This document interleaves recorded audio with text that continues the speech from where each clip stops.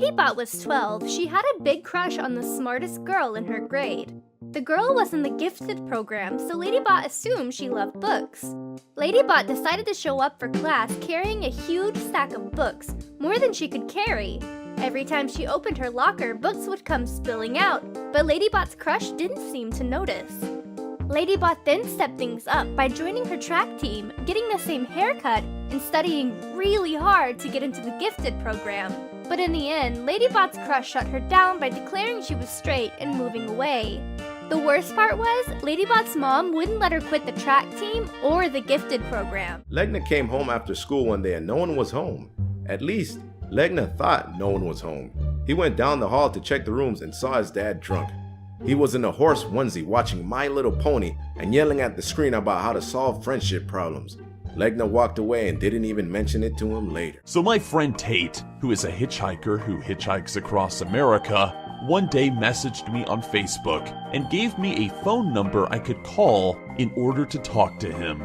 Well, the next day I called the phone number, but the thing is, Tate didn't tell me that the phone number wasn't exactly directly to him, but rather it was the number of his friend's father who he was staying with at the time. When the man answered the phone, I thought it was Tate, and so I immediately said, "Dude, you freaking idiot! Why the hell aren't you playing on me and Ben's Minecraft server? You need to get on there tonight and start contributing to our glorious empire, man! We need you!" There was a pause, and then the guy said, "Who is this?" I then realized my mistake, and I just asked where Tate was, and the dude went and got him. It was really embarrassing. One time, Sybil Spider was walking home from work when he saw a strange man on the other side of the street. The man was pacing back and forth and ranting about an alien invasion. Sybil Spider tried to sneak past, but the old man shouted, "Hey, you!" and ran across the street. The old man leaned in really close to Sybil Spider and said, "Do you have the secret code?" When Sybil Spider told him no, the man said, "But you need to help me find the secret code. It's the only way we can survive their attacks." Sybil Spider was afraid of getting stabbed, so he pretended to look around for the code. As soon as the man turned his back, Sybil Spider was out of there. He raced home as fast as his legs would carry him, with the old man screaming hysterically behind him. So if the world one day gets destroyed by aliens, we should all blame Sybil Spider. One time when he was 12, a girl, Pandora, was sitting next to Hellbent and started acting really weird.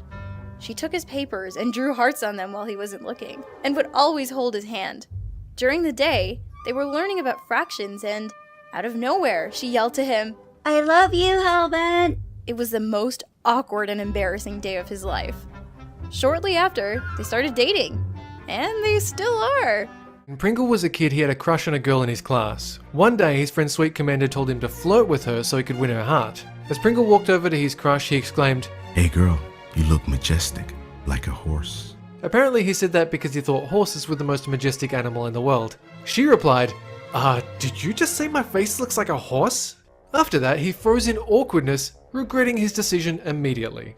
When Tolop was 10, he was curious about the human body but didn't know much about it.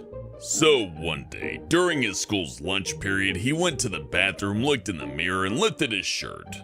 He started squeezing his chest, trying to make his boobs bigger. He didn't realize that he had left the bathroom door open a bit. After about a minute, two of his friends walked by and asked what he was doing. Tolop went red from embarrassment and explained to them how his weren't growing in like theirs, and he was afraid because he thought he was developing late. Tolop's friends explained that the whole growing boobs thing was a girl thing, and he left the bathroom. After lunch, they told the rest of Tolop's friends, who have still not let him live it down. The weirdest advice Ramona has ever received was when she was 5.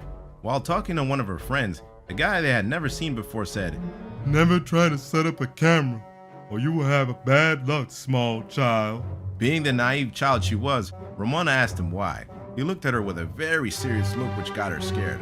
After that, she didn't record a video or take a picture for 5 long years. Doopy was shopping at the mall with her mother, and they both decided to go to the food court for some grub.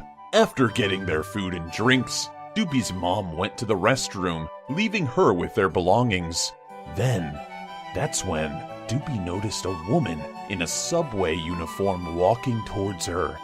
Once they were face to face, the subway lady asked her, "Can you do me a favor and take my shift while I go buy something?" Doopy was dumbfounded. She declined to help, but the lady would not stop begging. Eventually, she tossed her apron and hat at Doopy and just walked off.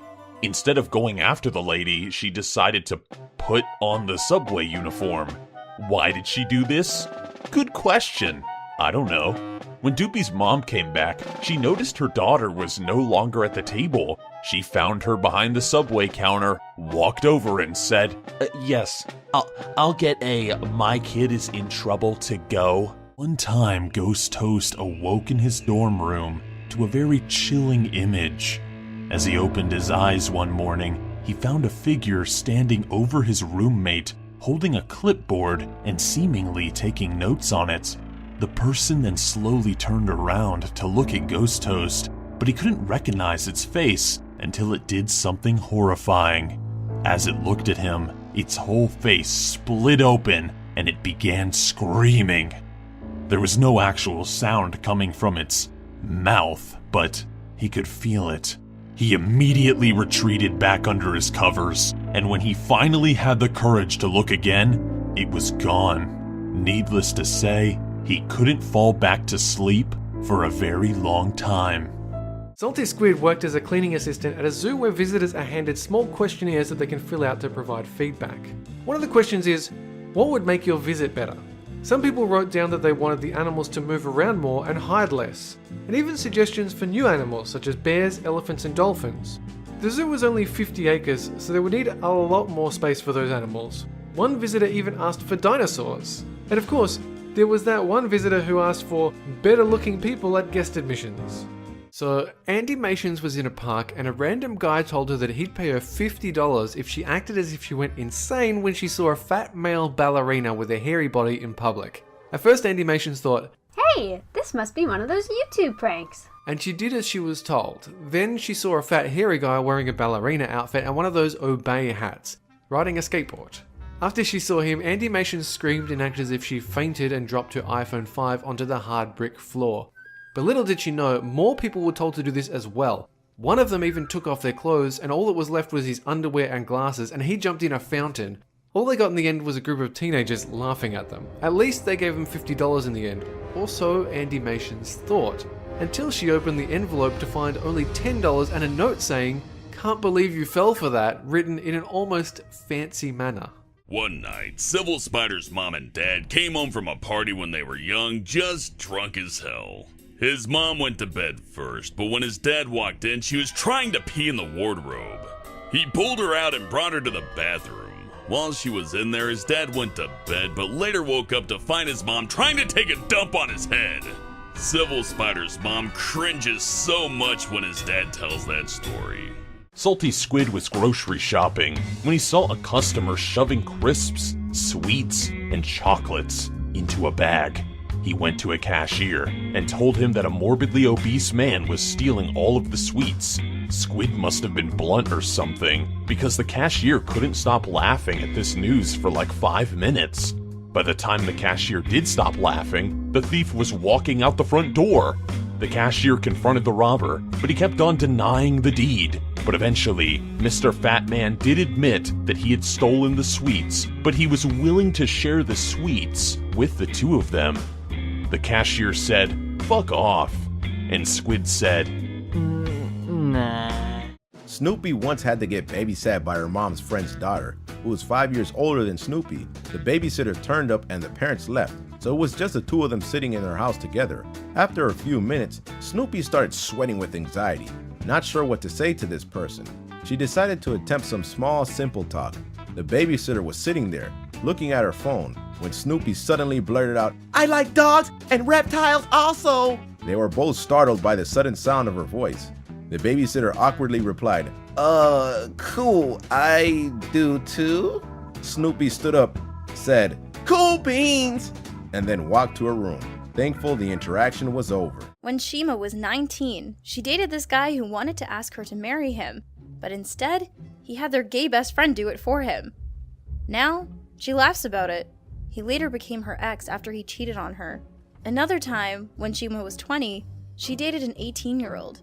They went to Taco Bell, where he threw a hot sauce packet at her that said, "Marry me?" on it. She just shook her head and told him it wasn't what she had pictured. He made up for it by getting her a ring, although he's now an ex too. When Melissa was in high school, a student who was pregnant had committed suicide by hanging herself in the middle of one of the classrooms.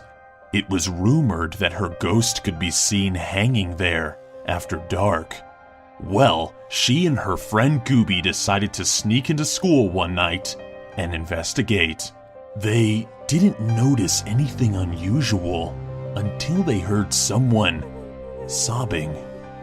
They turned their torches and saw a girl in a school uniform with her arms reaching for them, screaming. They screamed back and they ran for their lives. And apparently, to this day, you can still hear her crying when the classroom is quiet. Danger Dolan was sitting at a bus stop once, minding his own business, when a random man walked up to him and said good morning.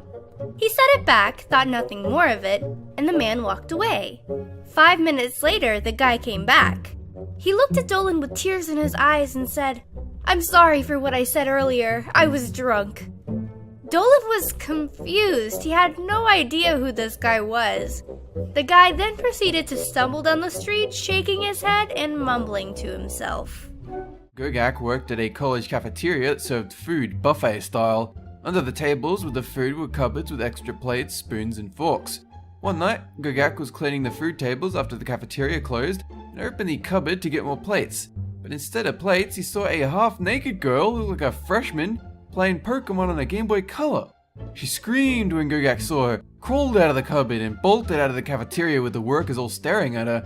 The weirdest part is that none of the security cameras saw her go into the cupboard in the first place. Dolan and his wife, Gooby, went to New York for a little getaway. On the second day they were there, they decided to see the Empire State Building. Their hotel was only about a mile away, so they decided to walk. While they walked, they saw a man being walked like a dog in his underwear by an overweight woman wearing a Pepsi shirt.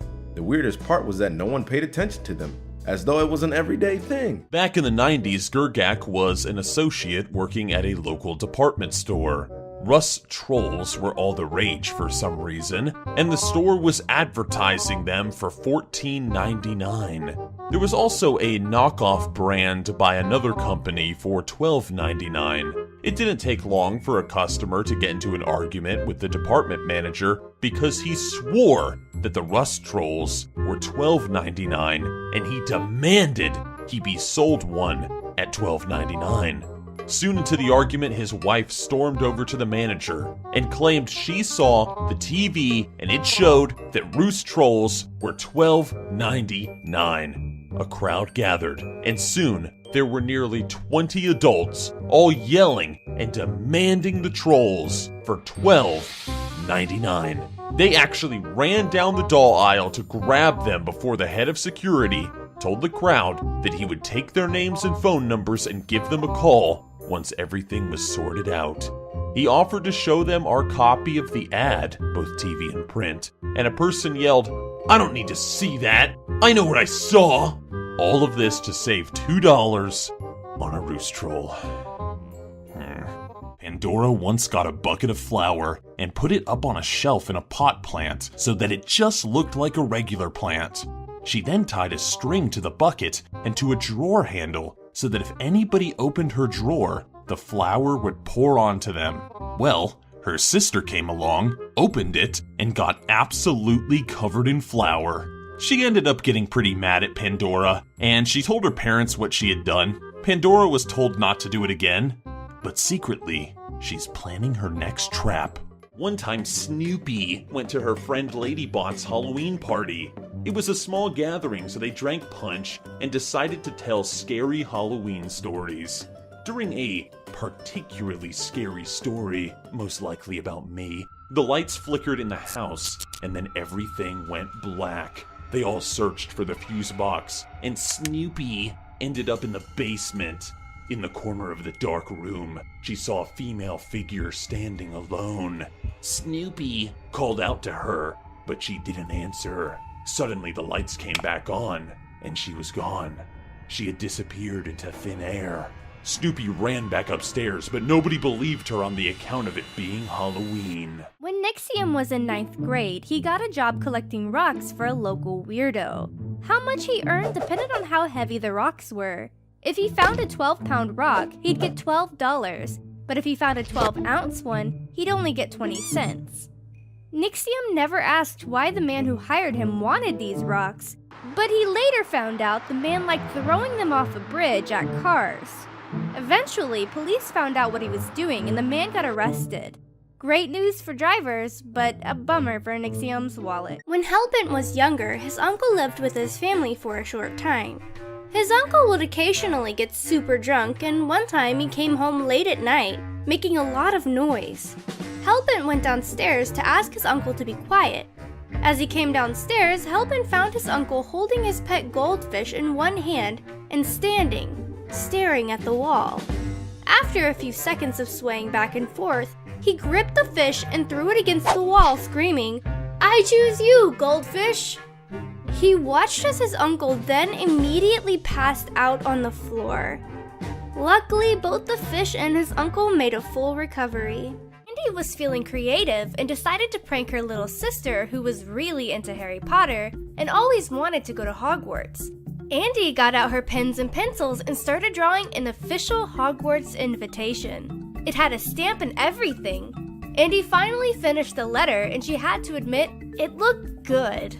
She snuck outside and put the letter into the letterbox and waited. Later on, her sister was told to get the mail. She was gone for 2 minutes, then she came running up and screaming to her mom. She was shaking the letter and yelling at the top of her voice, "Mom, Mom, I knew I was a witch!" Andy will never forget the look on her face, how happy and thrilled she was to have her dream come true. Her sister rushed into her room to pack while Andy's mom just looked at her. Go tell her now, and then you're doing all the chores for a week. Andy told her sister, and she still hasn't forgiven her. Slapped Ham was once training to be a lifeguard at a swimming pool. Can you imagine his stubby little legs swimming in a pool? He's so big. He was in the changing rooms after a practical part of the lesson and was getting ready for a theory test when a little kid started singing in the showers. It wasn't like the latest pop song or anything. Oh no. He was singing, "I want to kill my brother, I want to kill my sister, I want to kill my mother, I want to kill my father, I want to kill everyone." Luckily, there were no murders reported at the pool that week. Dolan's brother went to a charter school for most of his young life, so there were a lot of things that were banned from the get-go. He was in 9th grade and the school suddenly started getting stricter. They enforced a rule banning everyone from talking in the hallways between classes. Unfortunately, this was extremely easy to enforce because the school was only one floor and had only one hallway spanning the length of the building. They gave some stupid excuse like students should be on their best behavior during school hours, as if they thought taking away their only time to socialize besides lunchtime would make them behave better. You can probably guess why mostly every student became a jerk after that. Shima was running late for trigonometry, so she speed walked down the hallway until she reached a door. She grabbed the doorknob, ready to explain to the teacher why she was late, and opened the door. Shima was expecting to see a fellow classmate sitting in their seats, writing notes for that day's lesson. But no, oh no, Shima saw something completely different. She saw that all but one of the lights were off, and all the guys in that class were only in their underwear, grinding and dancing to pulsating beats. All the girls were throwing money at them and cheering them on. The teacher was nowhere in sight. Shima just stood in the door, shocked and trying to process what was going on. She just walked back out the door, went down the hall, and sat in the library for that class period. The next day, all the students in that class were suspended. Someone had taken photos of the makeshift strip club and posted them online. Shima got off scot-free because she hadn't participated in it. One time when Honeybits was 11 years old, she was walking downtown with her parents to go to a concert. She saw a man standing in the corner of the stairwell leading to the subway station. The man started yelling at a purple pen on the floor. He was saying stuff like, "You've been a naughty purple pen," and "I won't let you bang my grandmother." He then slowly looked up at Honeybits. He smiled and said, "Little girl, the purple pen has learned its lesson." And then he walked away. Pringle's cringiest line came when he and his friend were playing The Legend of Zelda in his room. In the game, they were running around the village, chasing chickens and throwing them around. Pringle's brother happened to come in just as Pringle shouted, "Stop running and grab the freaking cock!" Pringle has never lived this down. Dean and his friends would throw water balloons at cars, but there was a lot more to it than that. They made a large slingshot to propel the water balloons. Then, one of them hooked up speakers which played the sounds of a dying deer. Once the slingshot and speakers were in place, Dean and his friends filled 10 water balloons with water, some thickeners, walnut clusters painted red, and red food coloring. They even had some friends to create 3 3D models of deer with red eyes. So, when the car pulled over, the people would see the 3 giant deer models standing there. With different speakers built into the models, Dean and his friends would say, "What have you done? Get out, now!" Thinking it was one of the deers, the drivers would get scared as hell and drive off. Luckily, nobody ever got hurt. One time, Honeybits saw her sister leave the room and go into the bathroom. She was told to never touch her phone, but being the child she was, she went into her room and saw that her phone was vibrating. Honeybits picked it up and said, "Hello?"